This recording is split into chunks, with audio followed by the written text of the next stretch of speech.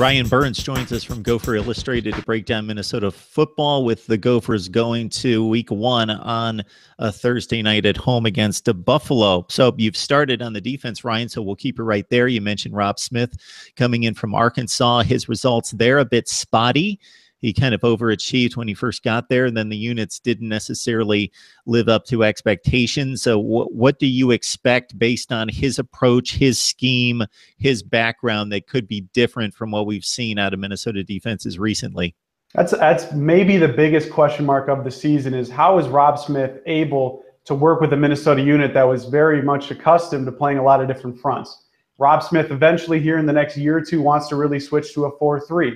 The issue is he can't do that this year because Minnesota doesn't really have any defensive ends. So you've seen Minnesota play a multitude of different defensive fronts. They've played a lot of 3-4. They've played some 2-4-5. They've played some 4-3.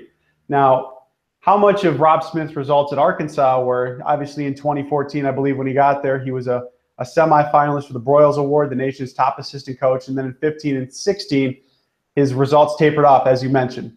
How much of that was Brett Bielema putting his hand in the cookie jar and messing with the defense, and how much of it was Robb Smith's results? That's a big question mark. That's something he's going to have to answer because, again, he's got the talent in the front seven to stop the run.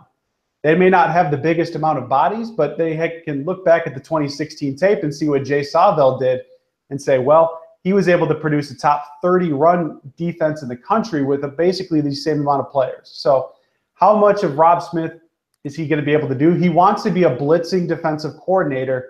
And again, that makes me feel a little bit leery knowing that Minnesota has very little proven talent at the cornerback position. They do have some pretty good safeties, and Antoine Winfield Jr. and Duke McGee coming back. But it's just, I don't know how much of a true Robb Smith defense we're going to see in year 1 because he doesn't have the personnel. But is he going to be able to stop the run is the biggest question mark about this Gopher defense.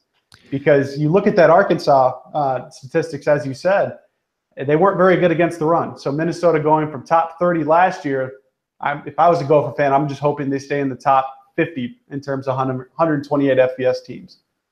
Yeah, he took a downtrodden defense and raised them to a top 10 level. If you look at the advanced metrics defensively for Arkansas, and then they drop back into the 60s and 70s. So we don't know exactly what happened there, that it would work one year and then it became a scoring race there at Arkansas in the last few years, even though they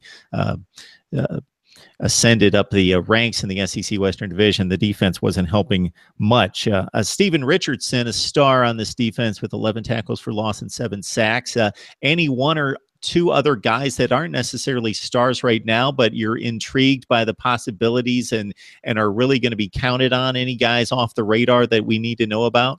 I'm just happy you know about Steven Richardson because, in my opinion, he should have been at least second team All Big Ten defensive tackle last year. I don't think there's another defensive tackle in the Big Ten West, at least, that if you put on the tape and you consistently watch Steven Richardson's effort and the way he's able to penetrate backfields, it's remarkable. Either if he doesn't get the sack or the tackle for loss, and you go back and you take a look at the film, he's at least disrupting the quarterback in terms of his drop, or he's making sure that the running back has to change direction. So say they're trying to run power left, Steven Richardson's on the left side of the line.